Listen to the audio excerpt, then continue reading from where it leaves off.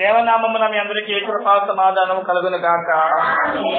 చాలా మంచిది. మరొకసారి వల్లి పద్మ సమర్పణరావు వారి కుటుంబ సభ్యులు, బిడ్డలైన వారు, రక్త సంబంధులు, విశ్వాసుల మధ్య వారి ఈ నూతనమైన గృహాన్ని ప్రారంభిస్తున్న సందర్భాన్ని బట్టి దేవదేవునికి ఆయన నామానికి మహిమ కలుగును గాక. ఆమె దేవుని వర్తమానాన్ని చదువుకుందాం. క్రొత్త నిబంధన గ్రంథము కొరింథీయులకు రాసిన మొదటి పత్రిక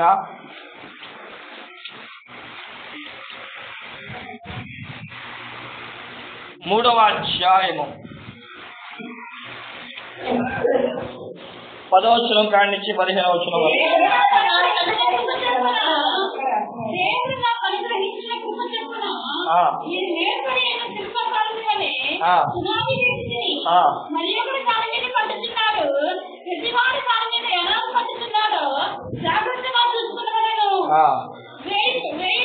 వేయబడనిది తప్ప మరి యొక్క పునాది, ఈ పునాది యేసు క్రీస్తే. బంగారము, వెండి, వెలగల రాళ్ళు, కర్ర, గడ్డి, కొయ్యకాలు మొదలైన వాటితో కఠినంగా వాని పని కలగలను. ఆ దినము దానిని తేటపరచును మరియు వాని పనిలో దాన్ని అగ్నిపరీక్షించును. పునాది మీద పని నిలిచినగా వారి జీవిత పుస్తకాలను ఒకటి పని కాల్చివేయమని ఎడల వాడికి నష్టం కలుగును. అతను తన మధ్యకు రక్షించగలడు కానీ అజ్ఞానం నుండి తప్పించుకున్నట్టు రక్షించగలడు. ఆలోచన చేయడం ప్రియులారా, దేవుని యొక్క వాక్యాన్ని అపోస్తలుడైన పౌలు కొరింథీ సంఘానికి ఉత్తరం రాస్తున్నాడు. కొరింథీ సంఘము చాలా పెద్ద పట్టణము. ఆ పట్టణస్తులను మరి అపోస్తలుడైన పౌలు అయితే కట్టలేదు, కానీ తన శిష్యులైన బిడ్డలైన వారి చేత ఆ ప్రాంతంలో దేవాలయం ఏర్పడింది. ఆ ప్రాంతంలో దేవాలయంలో ఏర్పడినప్పుడు అక్కడ ఉన్న సంఘ బిడ్డలకి అనేకమైన ప్రశ్నలు, అనేకమైన సమస్యలు. వాళ్ళకి చెరసాలలో నుండి చర్మపు కాగితం మీద ఒక ఉత్తరాన్ని పంపిస్తారు. ఈ యొక్క ఉత్తరంలో మనం చూసిన వారమైతే ఈ 3వ అధ్యాయానికి వచ్చేటప్పటికి ఏర్పాటు చేసిన పునాదుల గురించి, ఒక గృహముల గురించి, ఒక కట్టబడిన వాటిని గురించి మాట్లాడుతున్న వాడై ఉన్నాడు. ఈ ఎక్కువైతే వివరించను కానీ చిన్నగా చెప్తాను, గమనించిన ప్రియులారా. ఈ వచనములో 3 భాగాలు కనబడుతున్నాయి. ఒకటి పునాది, రెండవది కట్టబడుట, మూడవది అది నిలిచి ఉండుట. ఒకటి పునాది. గమనించండి ప్రియులారా, అపోస్తలుడైన పౌలు ఏమంటున్నాడంటే, దేవుడు నాకు అనుగ్రహించిన కృప చొప్పున నేను నేర్పరి అయిన శిల్పకారుల వలె పునాదిని వేసితిని. దేవుడు భూలోకములు మనకి జ్ఞానం ఇచ్చాడు. ఈ జ్ఞానము చేత టెక్నాలజీ ఉపయోగించుకుంటున్నాం.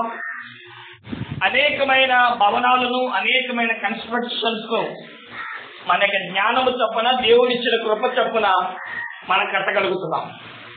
అయితే అపోస్తలుడైన పౌలు అంటున్నాడు, మనుషులకు దేవుడు ఒక జ్ఞానాన్ని ఇచ్చాడు. అదేంటి అంటే గృహ నిర్వాహకత్వం. భూలోకములో గృహ నివాసకత్వం, కుటుంబములో గృహము అనేది, పరలోకములో సహవాసము అనేది.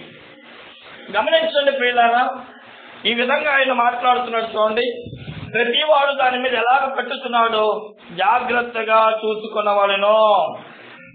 మొదటిగా ఈ గృహములో మెయిన్ ఏంటో చెప్పండి. ఇప్పుడు ఈ బిల్డింగ్ ఉంది. ఈ బిల్డింగ్ మీద మరొక 10 అంతస్తులు వేయాలనుకుంటున్నారు. ఈ 10 అంతస్తులు వేయాలంటే ముందు ఏమడుగుతారు చెప్పండి? పునాది వేసారా లేదా, ఒక పిల్ల వేసారా, చుట్టూ భీములు వేసారా, అది స్ట్రాంగ్ గా ఉందా లేదా అడుగుతూ ఉంటారు. పునాదులు బట్టే కనబడే గృహము నిలబడుతుందో లేదో దేవుడు సెలవిస్తున్న వారై ఉన్నారు. అయితే బైబిల్ గ్రంథంలో 2 రకాలైన పునాదులు ఉన్నాయి. మత్తయి సువార్త 7వ అధ్యాయం 24వ వచనం కాడి నుంచి 27వ వచనం వరకు చదవగలిగితే, ఒకడు ఇసుక మీద పునాది వేశాడంట. వాన వచ్చినది, వరద వచ్చినది. అయితే ఆ శోధనను తట్టుకోలేక ఆ పునాది ఏమైపోయిందంటే కూలిపోయేట్లుగా కనబడుతుంది. ఈ లోకంలో నాకు డబ్బు ఉందిలే, ఈ లోకంలో నాకు అన్నీ ఉన్నాయిలే, నాకు పదవి ఉందిలే, నాకు రాజకీయం ఉందిలే, రాజకీయ భవిష్యత్తు ఉందిలే అని చెప్పి ఏర్పాటు చేసుకున్నాం అనుకోండి. ఈ 127వ కీర్తన మొదటి వచనంలో యెహోవా ఇల్లు కట్టించని ఎడల కట్టువాడు ప్రయాసము వ్యర్థమే. ఆలోచన చేయండి. రెండవ రకం పునాది ఏంటో తెలుసా? ఇసుకంతా తవ్వి దానిలో ఉన్న చెత్తా చెదారం అంతా తీస్తే అడుగున ఒక గట్టి నేల కనబడుతుంది. దానిని బైబిల్ గ్రంథంలో బండ అని అంటారు.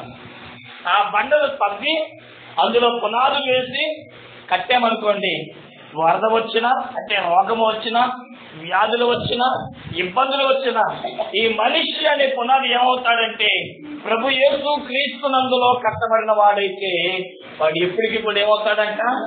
నిలిచి ఉంటాడు. చూడండి, గృహము అనగానే ఒక వ్యక్తిని చూపిస్తూ ఉంటుంది.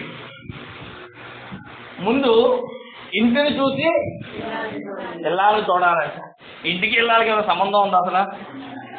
అసలు ఇంటికి ఇల్లాలకి ఏమైనా సంబంధం ఉందా? మరి బయట నుంచి బాగానే ఉందిగా ఇల్లు. అంటే భర్త తన పనికే బయటకు వెళ్ళిపోతూ ఉంటాడు. పిల్లలు తీర్చిదిద్దేది ఎవరు? ఇల్లాలే. తన కుటుంబాన్ని తీర్చిదిద్దేది ఎవరు? ఇల్లాలే. బంధువులు వచ్చారనుకోండి, పలానా ఆయన కుటుంబం భలే ఉంది అని చెప్పాలంటే ఇంతగా ఆ వ్యక్తిని చూడాల. కానీ వారి ఇల్లాలు చేసిన ఏమంటారు మర్యాదలు చప్పున ఆ వ్యక్తికి, ఆ కుటుంబానికి ఏమవుతుందండి? అలాగే దేవుని వాక్యం సెలవిస్తుంది. 1 కొరింథీయులకు రాసిన పత్రిక 10వ అధ్యాయము 4-5 వచనాల్లో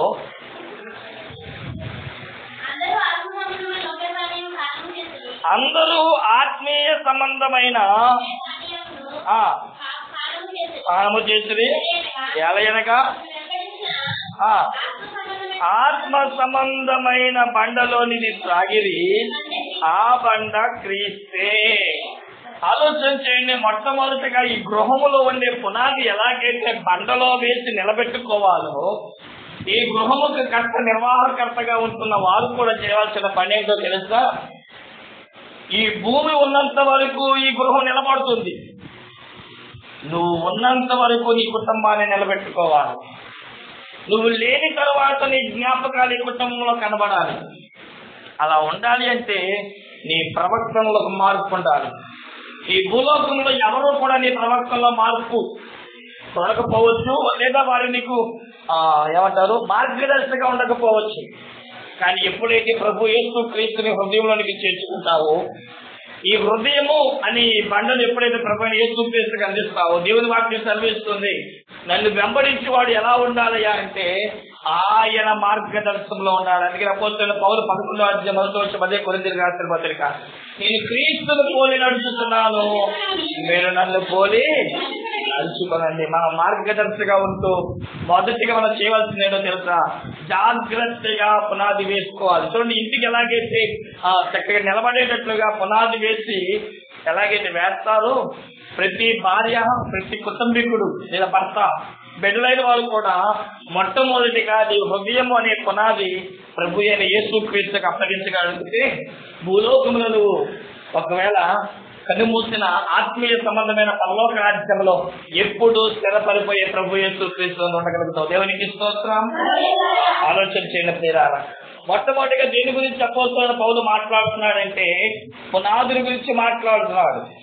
రెండోది మనం గమనించిన వారమైతే అక్కడ చూస్తే కష్టపడే విధానం గురించి మాట్లాడుతున్నారు. చూద్దామండి.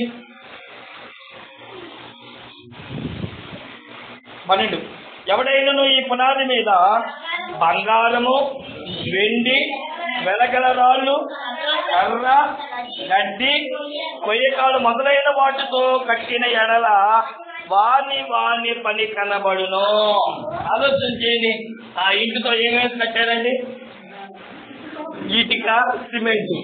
ఆలోచన చేయండి పిల్లలు, ఈ లోకంలో నిలబడాలంటే ఎలా పడితే అలా కట్టేస్తే కుదరదు.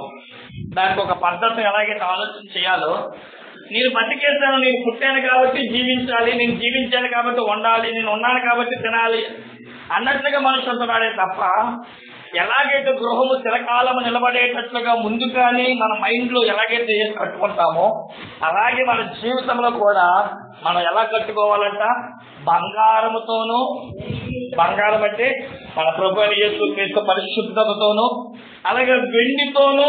మొదటి పేతురు రాసిన పత్రిక 1:7 చూడండి, దేవుడి వాక్యం సెలవిస్తుంది.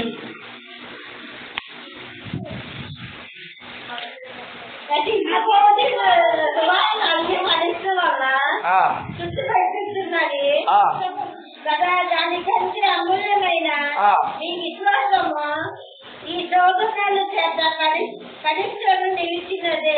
అలాగే 19వ వచనం, అమూల్యమైన రక్తము చేత అనగా నిర్దోషమును నిష్కలంకమునకు గొర్రె పిల్ల వంటి క్రీస్తు రక్తము చేత విమోచింపబడుతుందని మీరు ఎరుగుదురు కదా.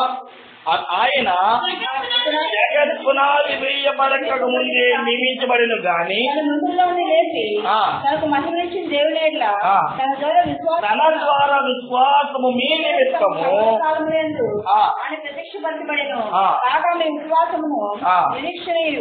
దేవుని యందు ఉంచబడి ఉన్నవి. చూడండి, మన ఇల్లు ఎవరితో కట్టుకుంటున్నాం. నాకు అదే ఇప్పుడు ఒకే బాధ అనిపిస్తా ఉంటుంది. చూడండి, మన ఇంట్లో ఫ్రిడ్జ్ కొనాలి, ఎదురుగా ఏదో ఒక డబ్బా, రేకుల డబ్బా ఉందండి, ఫ్రిడ్జ్ అని అంటున్నారు. ఎందుకు వేసుకున్నావా? ఎదురుగా ఫ్రిడ్జ్ ఉంది, షాప్ లోకి వెళ్ళగానే ఫ్రిడ్జ్ ఉంది, ఇంకా లోపలికి వెళ్ళక్కర్లేదు, బయట ఉన్న ఫ్రిడ్జ్ కొనేసుకుందామా? లేదంటే రెండో ఫ్రిడ్జ్ చూపిస్తాడు, అది కొనేసుకుందామా? మనం పెట్టే డబ్బుకు మనం ఏం ఆలోచన చేస్తాం? ఫ్రిడ్జ్ రేపు అమ్ముకుంటే అదే రేట్ వస్తుందా? రేపు దానివల్ల నాకు ఉపయోగాలు ఉన్నాయా? లేదంటే ఇంకా ఏమైనా మంచి టెక్నాలజీ కలిగి మంచి రంగంలో ఉన్నది ఏమైనా వస్తుందా అని ఎలాగైతే ఎదురు చూస్తామో, మన తల్లిగారు ఏదో దేవుడి గురించి చెప్పాడు, ఆ దేవుడు మనం అంగీకరించేస్తామో ఆలోచించేయండి ప్రియులారా. మనము ఏ విధంగా కట్టుకుంటామో రేపు భావి తరానికి మన గృహం ఎలాగైతే ఉండిపోతుందో, మనం ఎవరిని నమ్ముకుంటున్నామో వారిని బట్టి మన జీవితం ఉన్న భవిష్యత్తు మన పిల్లల తరానికి ఉపయోగకరంగా మారుతుంది. నాకున్న బాధ ఏంటో తెలుసా దేవుని జనాంగమా, ఈ లోకంలో ఒక వస్తువు కొనాలంటే ఆలోచిస్తున్న వ్యక్తి, వస్త్రము కొనాలంటే ఆలోచిస్తున్న వ్యక్తి, ఇల్లు కట్టాలంటే ప్లానింగ్ గురించి ఆలోచిస్తున్న వ్యక్తి, ఏ సిమెంట్ వాడాలో ఆలోచిస్తున్న వ్యక్తి, ఇటుక రాయ సిమెంట్ రాయ అని ఆలోచిస్తున్న వ్యక్తి, దీన్ని కడితే నాకు ఏమొస్తుంది ఎంత వస్తుంది ఆలోచించే వ్యక్తి, నేను నమ్ముకున్న దేవుడి గురించి ఆలోచిస్తున్నాడా? అప్పుడు ఎవరు ఆలోచించేస్తా? ఎందుకని గుంపులోకి నలుగుతున్నా అలవాటు పడిపోయి ఆలోచించే ఆలోచన దేవుడు మనకి ఇచ్చినప్పటికీ కూడా మనము కట్టుకోవాల్సిన చోట దేవుని వాక్యం ఏ విధంగా అంటుందంటే, మొదటి పేతురు పత్రిక మనం చదువుకున్న మూలవాక్యం మనం గమనించిన వారమైతే ప్రియులారా, వాని పని కనబడును, ఆ దినమున దానిని తేటపరచబడును, అది అగ్ని చేత బయలుపరచబడును. తీర్పు దినములో నువ్వు ఎవరిని అంగీకరించావో, అసలు దేవుడి గురించి నువ్వు ఆలోచించావా లేదా? నువ్వు ఇల్లు కట్టేటప్పుడు అన్ని ఆలోచించుకొని ఎలాగైతే కడతావో, నీ జీవితము నీ కుటుంబము కూడా మనం ఏం చేయాలంటే ఆలోచించాలంటే ఆలోచన చేయండి. మన గృహము ఇటుకతోనూ సిమెంట్తోనూ ఎలాగైతే కట్టాలి. ఎందుకంటే ఇటుకలతో కట్టేసి ఈ రోజు రేపు పడిపోతుంది, ఉత్తి సిమెంట్తో కట్టినా సరే నిలబడదు. ఎలాగైతే ఇటుక సిమెంట్ కలుస్తున్నాయో, నీ ఆత్మ నిజమైన దేవుడి యొక్క ఆత్మ జీవాత్మతో కలవాలి, పరమాత్మతో కలవాలి. అందుకని భక్తులైన యోహాను తన యొక్క సువార్తలో రాస్తూ, యోహాను సువార్త 4వ అధ్యాయము, మనం ఆరాధించాలంటే ఎలా ఆరాధించాలంటే ఆత్మతోనూ సత్యముతోనూ ఆరాధించాలి. చూడండి, అక్కడ ఫోటో పెడదాం అనుకున్నాం. ఇక్కడ మామూలుగా వచ్చినప్పుడు ఫోటో పెడదాం, వెంటనే మా పాప గారు అన్నారు ఫోటోలు ఎన్ని పెట్టద్దని. రైట్. ఎందుకనంటే దేవుని వాక్యం ఈ విధంగా కలుగుతుంది. నిర్గమకాండం 20వ అధ్యాయంలో ఆలోచన చేయండి. భూమి మీద కానీ భూమి కింద కానీ మీరు ఏం చేయొద్దు అన్నారు దేవుడు? ఆలోచించండి. వాక్యమే దేవుడు, ప్రార్థనే దేవుడు. ఆయన మన నోటి మాటలోనే ఉంటాడు, మన హృదయంలోనే ఉంటాడు. కాబట్టి మన దేవుడు గొప్ప దేవుడు అండి. అసలు యేసుక్రీస్తు యొక్క గొప్పతనం గురించి మోషే నిర్గమకాండం 15వ అధ్యాయంలో వెలుపులోని నీ వంటి వాడెవడు అని పాడుతూ, పరిశుద్ధతలో నీవు మహనీయుడు, పూజ్యుడు చేయడానికి నువ్వు అర్హుడివి, దాని తర్వాత అద్భుతములు చేయవంటి వాడు నీ వంటి వాడు లేడని 3 మాటల గురించి అక్కడ ప్రస్తావించడం మనం ఎప్పుడు చూస్తూ ఉన్నాం. ప్రభువైన యేసుక్రీస్తు గొప్పతనం ఏంటంటే, నువ్వు ఎక్కడున్నా, ఎలాంటి వాడవైనా, ఎంతటి పాపమైనా సరే, నీ ప్రార్థన వినడానికి, నిన్ను కరుణించడానికి, నీకు ఆయన జాలి చూపించడానికి ఇష్టపడుతున్న దేవుడు, నీకు నాకు మార్గదర్శి అన్న దేవుడు అంటే ఆయన. కాబట్టి నువ్వు కట్టుకునేటప్పుడే నువ్వు ఏ దేవుడిని నమ్ముకోవాలి. ఇప్పుడు వచ్చేటప్పుడు మనం ఏ వస్త్రం కట్టుకోవాలని ఆలోచించాం. నలుగురు వస్తారు, వాళ్ళని చూస్తారు, మంచిగా ఉండాలని. అలాగే రేపు చనిపోయిన తర్వాత మనకు తీర్పు ఉన్నది. ఆ తీర్పు మనం నిలబడాలంటే భూమి మీద ఉండగానే జ్ఞానముతో ఇల్లు ఎలాగైతే కట్టావో, జ్ఞానముతో మన కుటుంబాన్ని, మన